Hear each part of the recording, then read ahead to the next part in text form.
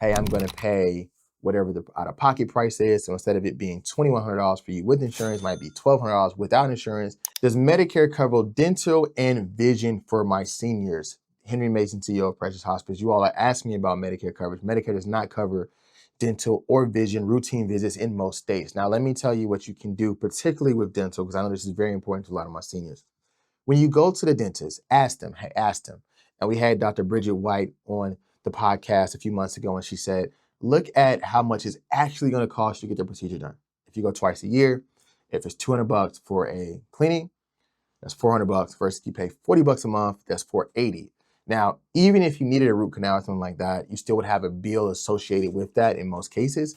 So is it worth it versus you not having it and just going in and say, hey, I'm going to pay whatever the out-of-pocket price is. So instead of it being $2,100 for you with insurance, it might be $1,200 without insurance.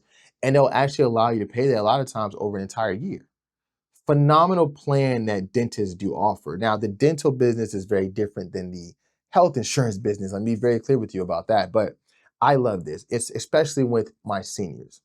Fixed income, you guys are not really having a lot of dental work done, the majority of you, especially if you have things where you're going twice a year. I wouldn't be looking to jump on things that are going to cost you more than it would cost you to just go twice a year. Now, if you need help budgeting your money, maybe there's a way to do that, but I still would not do that. What I would do is, if you were going to use insurance, this is what I would do, and it's $50 a month.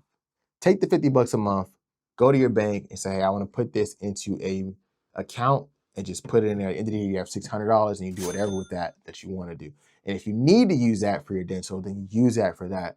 But in terms of buying the insurance that you're not going to use and you're over 65, I would just be careful with that and make sure you, like we said when we spoke with Fox News, we're going to have to start making some choices. Your insurance, your health insurance is going up. You're going to start cutting some corners. I think teeth are just as important as the entire body. I have my reasons. We'll get to that later, which is another reason why we need a better EMR system for the people, which we're very excited to be able to bring you that. But most importantly, look at the cost, the overall cost. Now, again, I'm not a financial advisor. This is not legal advice or financial advice. We're just telling you, for those who ask me, what would I do? This is what I would do if I were in your shoes. But let me know what you think.